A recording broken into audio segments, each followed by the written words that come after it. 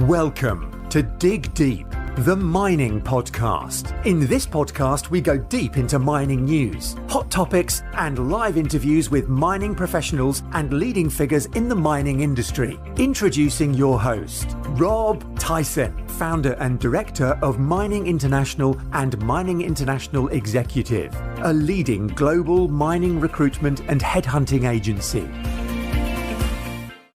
Hi, mining community. Welcome back to another episode of the Dig Deep, the mining podcast. And today's guest is Sam Pazuki, who's the managing director and CEO of Matador Mining, who are ASX-listed junior exploration company who are exploring for high-grade gold and have two assets, the Cape Ray Gold and the Hermitage Project in Newfoundland.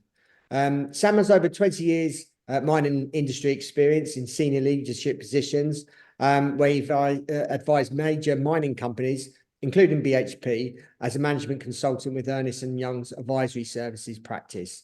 And more recently, he's been senior vice president and corporate development with Oceana Gold before taking the helm at Matador. He's here today to give us an update on the company, what the current junior exploration market, what's happening in the junior exploration market, and obviously the outlook of Matador Mining. So that's welcome, Sam, to the podcast. How you doing, Sam? Yeah, doing well, Rob. How are you?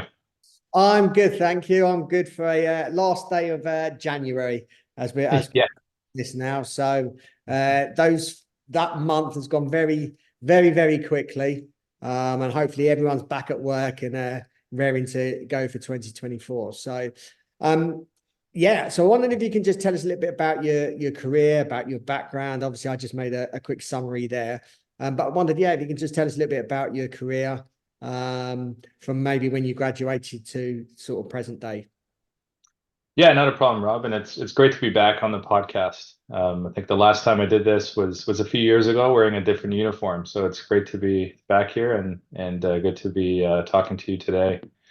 So I graduated not too long ago, I'd like to think, from engineering. So I'm a mechanical engineer. I started my career in the energy industry with what today is a $100 billion market cap company in Canada, one of the largest pipeline downstream energy providers in North America. I was there for several years, 8 to be specific, in various roles, from engineering to business development, asset management, etc. From there, I moved over to EY as a management consultant, as you pointed out, and helping oil and gas companies, given my experience in the industry, but also my entry point into helping mining companies with various engagements they had on the go with EY. So that really introduced me to the mining industry, helping a number of different mining companies, gold, copper, multi-metal companies through various initiatives that they had. The big one was BHP, as you pointed out. They were setting up the Jansen project in Saskatchewan. There'll be a spelling test for you, Rob, after this on spelling Saskatchewan. But that was a massive project, potash project, which they were getting up off the ground and helping them through sort of setting up project management frameworks and portfolio management frameworks. So from there, I moved on to Oceana Gold, what was a $500 million market cap company with a couple assets in New Zealand and a project in the Philippines. I was there for 10 years, initially as investor relations, and then moved on into a much larger portfolio, which captured corporate development. And upon my exit from Oceana Gold, we were, I think, about almost a $2 billion market cap company, with those projects built, a couple acquisitions under our belt, and a significant gold producer in the space. So my time at Oceana was great. I really enjoyed that experience, but I was ready to move on. And for me, I wasn't just looking to move on. It had to be the right opportunity. Even prior to this role with Matador, there were a number of roles that were presented to me by recruiters. None of them really were of great interest to me to push me away from Oceana. But when I got the call about a CEO role with Matador, it looked like a really interesting opportunity. Not so much about being CEO. I didn't care about that aspect of sort of pushing my career into a CEO MD role. It was more about the opportunity that presented itself with Matador. And I'm glad you asked me a question about my career, because when I look back at the different roles that I had, almost every single one of them was going into a situation where they were looking to get a new thing off the ground and running. Whether it was Enbridge, whether it's EY, Oceana, smaller company, bigger company. It's always to grow something, and that's kind of what I always enjoy doing. It's going in early and really growing something into a meaningful business. And what better way to do that than go into the world of junior exploration, where you're looking for the big discovery, you're looking for becoming the next big producer and being the next company. Yeah. So I just wonder if you can just tell us a little bit about Matador Mining, and also you've obviously worked for bigger companies. How has your first sort of period of time been as the CEO, working for a junior miner as opposed to working for some of the bigger players in our mining industry? Yeah, my timing was perfect, Rob. I mean, I came in right where the downturn happened for the junior exploration space, right? So, yeah, it's been challenging for the last 18 months that I've been here. The market has been unforgiving, unfavorable to the mining industry in general, depending on the commodity. Obviously, for a while there, lithium was doing well, uranium's doing well now. The gold price is strong. We've seen record highs for gold, but the gold equities haven't performed. There doesn't seem to be a lot of love at the moment for gold equities, but it's the cyclical, things will catch up. And because there's not a lot of love for gold equities at the from a producer perspective, whether it's a major producer, intermediate, or small producer, the junior exploration gets even less love. Money trickles down, and if money's not going in at the top, it's not coming down. You need to have a real special story, which Matador does, and it is a unique story, and we've been able to raise funds. But to going from a producer, which is, I call it the friendly confines of a revenue generator, to down in the mining industry where we require the capital markets to fund our business. It's a significant change. It's it's not just an incremental change. It's a significant change, but it's been a wonderful experience. In some ways, it feels like I haven't been here for 18 months, that I've been here for 10 years. And in some ways, it feels that I've been here, I just got here.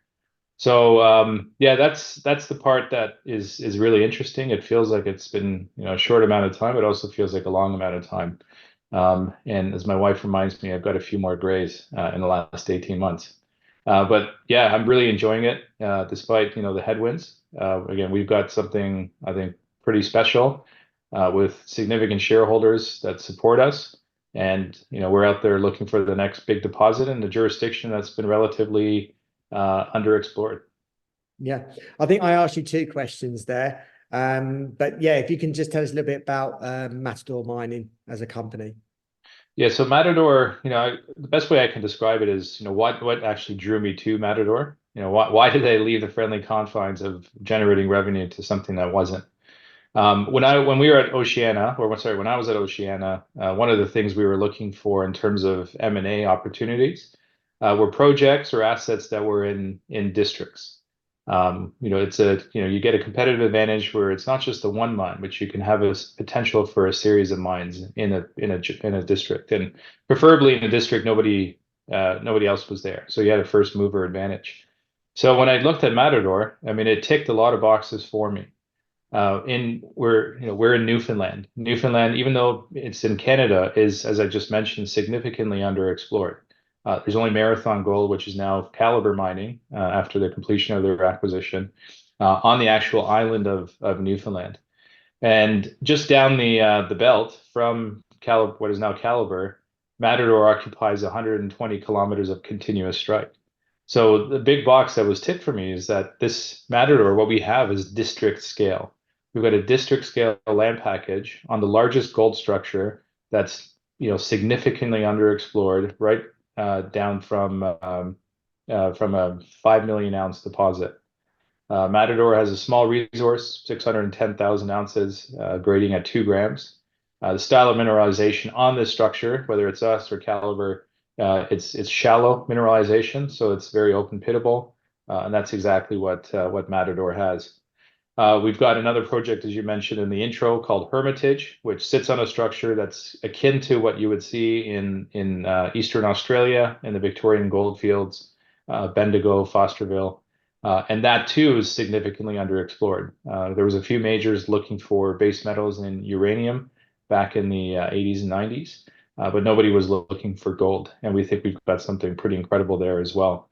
For a junior exploration company, we've got one of the best, I consider one of the best boards. The quality of the board is something that you would see with a producer. We've got Justin Osborne, who's our chair. He's ex-Gold Road, ex-Goldfields. With Gold Road, and they made the big Gruyere discovery, which is now an 8 to 10 million ounce deposit in Western Australia. Nikki Adshabel, who serves on a number of different boards today. She was former buy side with Sun Valley Gold, sell side as well, and she's run mining companies. And Kerry Sparks, who is from Newfoundland. He lives in St. John's. He's ex-Franco, Nevada. He's involved in anything Pierre Lassonde is involved with. Kerry's right there. Kerry founded Orla Mining, which is a $1.5 billion market cap company now. So took it from zero to what it is today. So incredible pedigree on with the board, which was very unique when I was looking at the opportunity. And then finally, when you look at how exploration is done globally, Canada is obviously a mining jurisdiction, as is Australia. But typically what I've learned, during my days at Oceana, but also with Matador, is that the exploration geologists tend to look for things that have some sort of surface showing, some sort of outcrop. One of the reasons why Newfoundland is underexplored is that there's a lot of cover. There isn't a lot of outcrop. And where there is an outcrop, there's a resource. We've got one, Calibre has the other, and there's a couple other companies that are exploring around outcrops. So what's the differentiator? How are you going to be able to make big discoveries when there's a lot of cover? And so Matador's adopted a hybrid approach to exploration, bringing in sort of the techniques used in Australia with base of till sampling, bottom of hole sampling, and marrying that with Canadian approach to exploration, which involves a lot of prospecting, mapping, and obviously the big lie detector is the diamond drill, the rotary lie detector, it's called. So our approach to exploration is world class. It's unique. No one else in Newfoundland does it the way we do it, and I think that's a big differentiator. And that's Matador, Rob, and that's a big reason. These are big reasons why I came over to run the company. Yeah, great. Obviously, now you're in the world of junior exploration. What are your general thoughts, like I said, coming from a big company into the junior exploration space? And I suppose anyone that's listening that may be working for some of the larger organizations may be put off going into the junior exploration space just because maybe it's an unknown to them or it could be really difficult. What advice would you give them if they were considering to move into the junior space? Yeah, it definitely is a different world, and it's not working for a producer. Again, you don't have the revenue coming in. You need the capital markets. We've got very strong shareholders, and one of the things that I knew we needed when I got here was good shareholders who understand exploration, who know that it does take time to make discoveries. It requires patience. There are risks. I mean, at the end of the day, it's a 0 or a 1 game, and they got to be comfortable that it could be 0. But we're all here because we believe it's a 1, and that's the risk reward profile.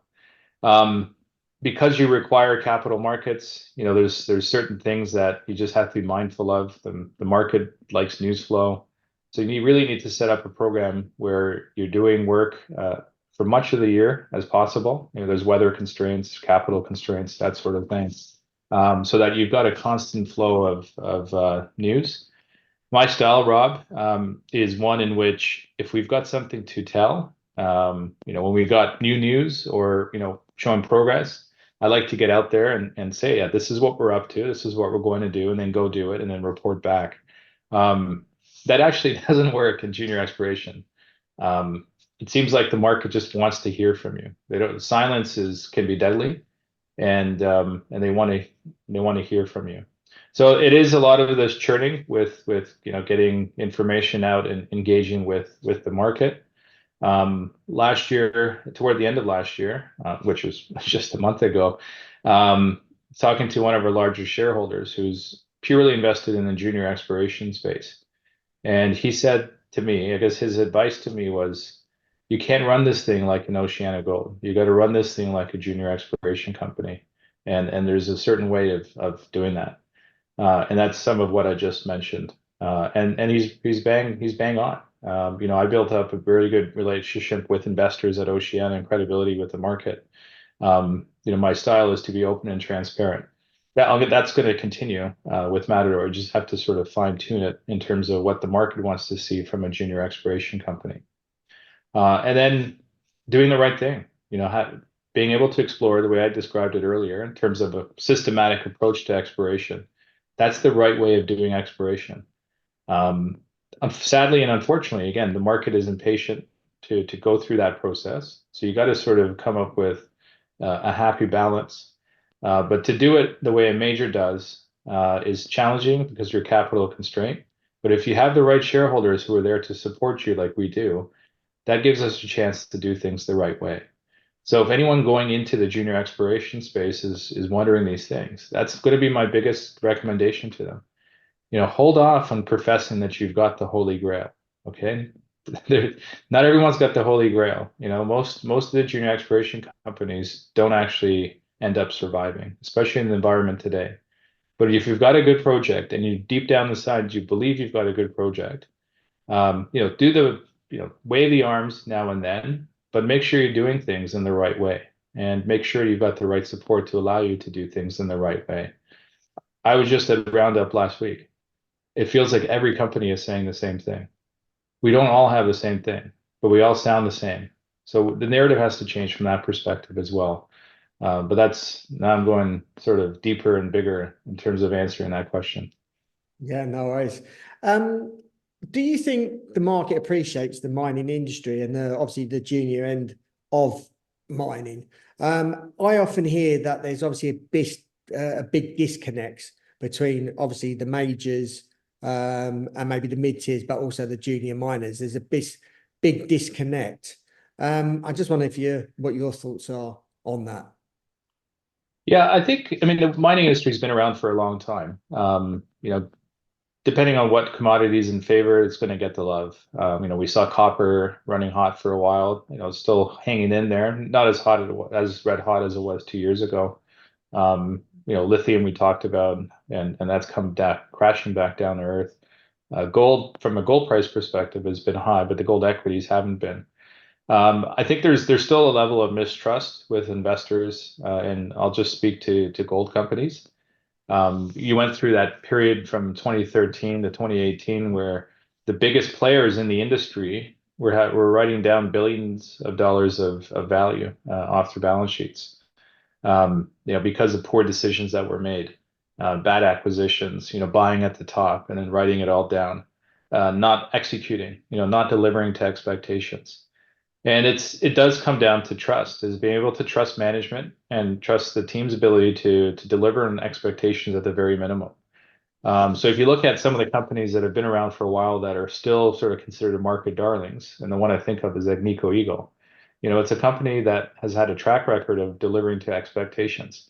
And the market knows that this is mining, it's challenging, there's lots of risks, and there's going to be quarters where it just doesn't perform well, or even a year where it doesn't perform well.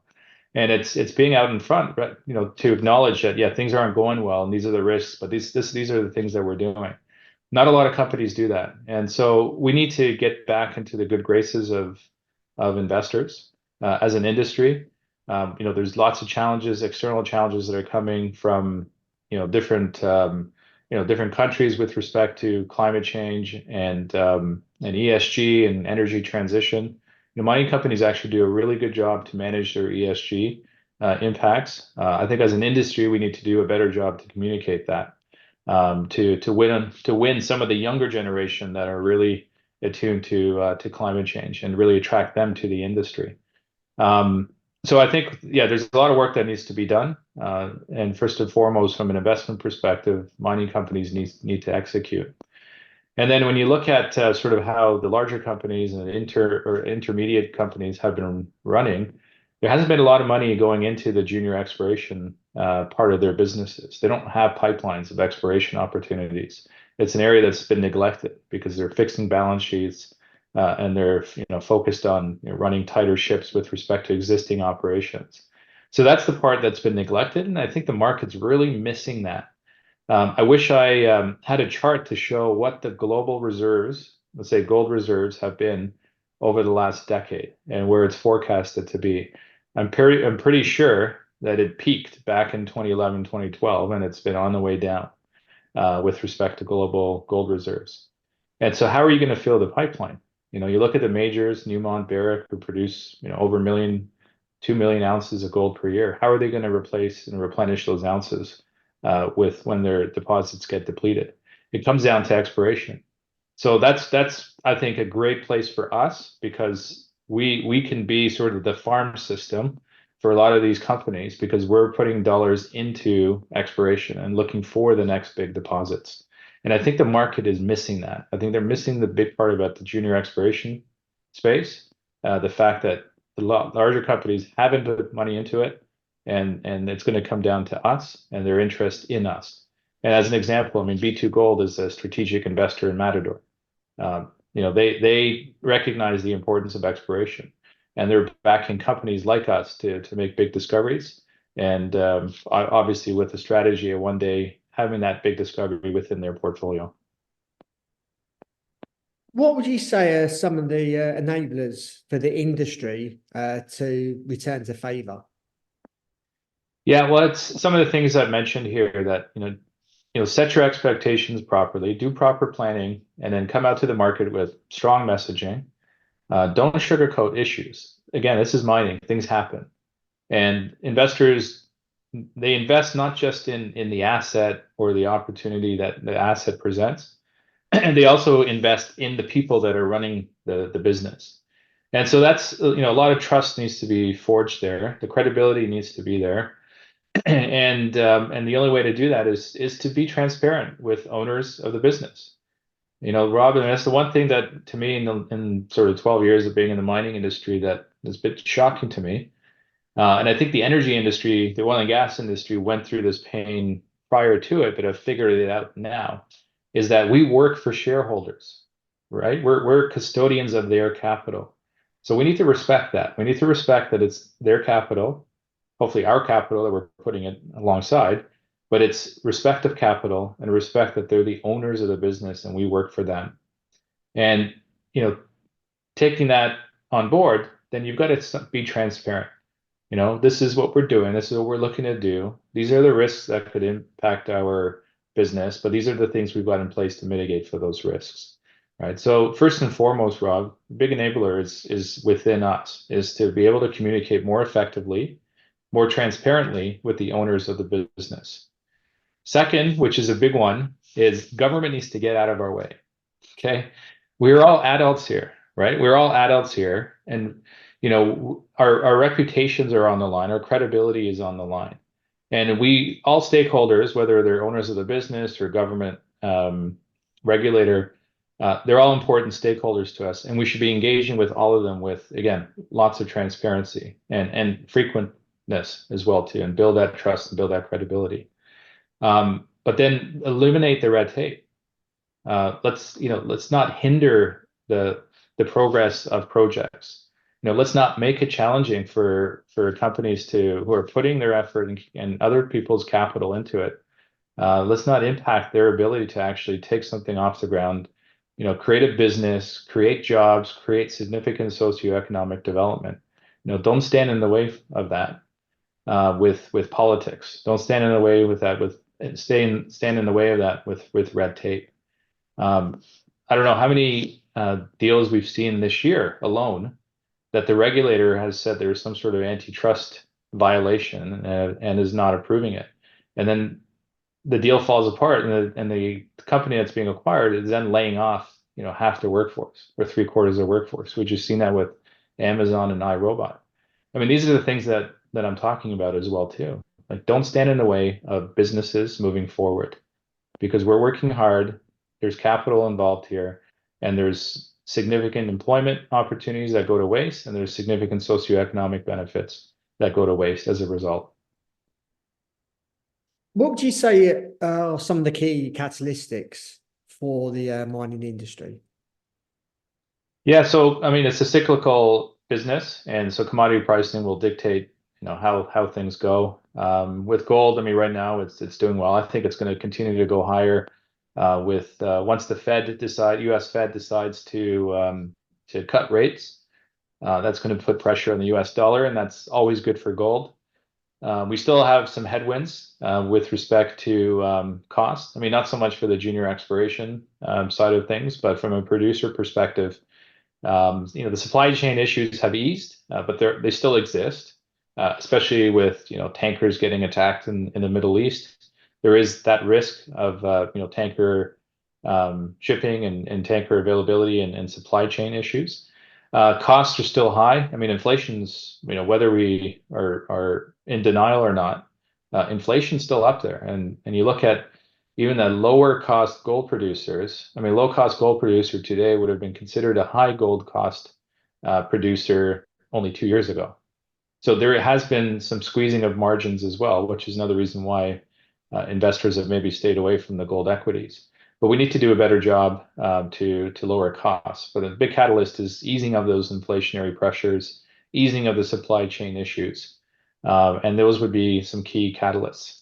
And then, as I just mentioned in your previous question, we need all stakeholders to sort of be on board. You need mining to achieve some of the goals that come out of these climate change summits that we hear about, these targets that are being set, which frankly are unrealistic. Nonetheless, they require mining to be able to actually enable it and move forward. And these things are, getting these policies in place are key catalysts for us to move forward with the industry.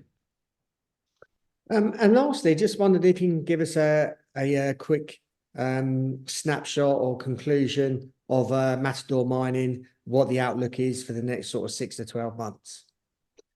Yeah, so with Matador, again, I feel like we've done a lot of the right things. You look at all the boxes that I mentioned before that have been ticked. District scale land package. This is what every company should be looking for.